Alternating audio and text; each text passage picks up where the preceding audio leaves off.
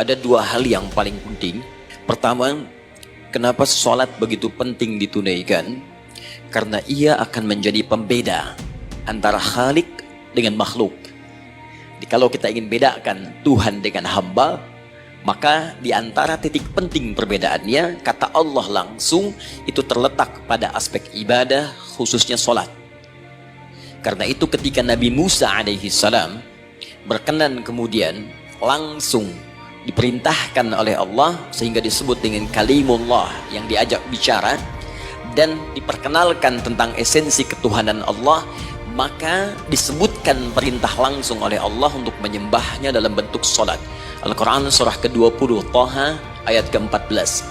Kata Allah, innani anallahu la ilaha illa ana fa'budni wa aqimis salata li dzikri. Ya Musa, tidak ada Tuhan, kata Allah, selain saya. Ya, maka jika engkau telah tahu saya Tuhan, bedanya Tuhan dengan makhluk, fa'budni, maka kewajiban engkau sebagai makhluk menyembah saya. Bagaimana caranya ya Allah, kata Musa? Kata Allah, wa aqimis salata, wa aqimis salata li dzikri. Maka cara menyembahku itu adalah dengan salat. Karena itu semua nabi dan rasul, bahkan sebelum Nabi Muhammad SAW, diperintahkan oleh Allah untuk mengajak umatnya seluruhnya untuk sholat. Inna auhayna ilaika kama auhayna ila Nuh wan nabiyina min ba'di. Muhammad, apa yang kami telah wahyukan kepadamu sudah pernah pula kami sampaikan kepada Nuh alaihissalam dan nabi-nabi setelahnya. Kenapa tidak disebutkan Adam sebelumnya? Karena Adam itu nabi, bukan rasul. Nabi diberikan risalah untuk pribadi dan kalangan dekatnya, Rasul diberikan risalah tugas untuk mengajak umat. Kenapa Nabi Adam bukan Rasul? Karena zaman Nabi Adam belum ada umat. Siapa yang mau diajak? Ya? Ini bagian pertama. Jadi kalau kita hari ini masih mendapat kesempatan sholat, Alhamdulillah, ini artinya sampai hari ini kita masih benar-benar manusia. Kan kalau ada orang yang kemudian tidak mau beribadah apalagi salat, terkhusus ketika dia beriman, maka penting dipertanyakan, masihkah ada iman dalam dirinya? Yang kedua, ini yang jarang dimanfaatkan teman-teman. Jadi seringkali salat dimaknai pada ibadah formal bagian pertama saja. Adapun yang keduanya, ini yang jarang digali. Padahal sekali saja dalam sehari, itu 5 kali Allah menunggu kita. Ternyata salat itu satu-satunya wasilah ibadah yang disebutkan dalam Al-Quran untuk langsung memohonkan semua kebutuhan yang kita rasakan. Bahkan sebelum kita diminta sholat, itu kalimat pertamanya bukan ibadahnya.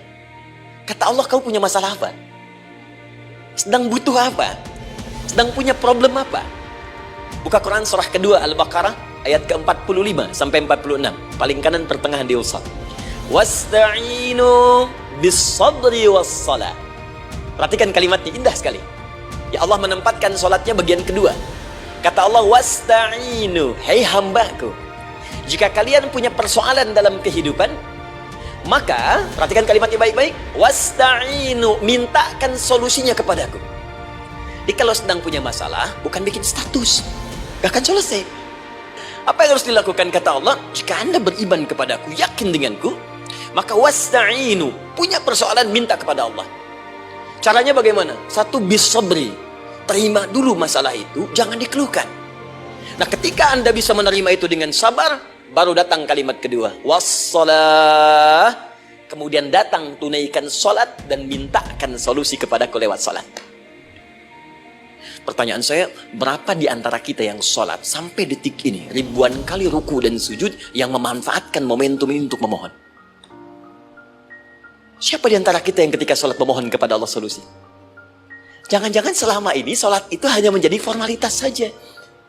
Takbir, ruku, sujud, salam, selesai. Takbir, ruku, sujud, salam, selesai. Padahal Allah sudah menunggu, hambaku, kamu itu punya masalah apa? Makanya setiap waktu dibagi 5 supaya hidup kita ringan. Subuh ke zuhur punya masalah, zuhur sholat. Begitu kita mohon, tuntas masalah itu. Zuhur ke asar punya persoalan, asar sholat. Dijawab oleh Allah, tuntas persoalan itu.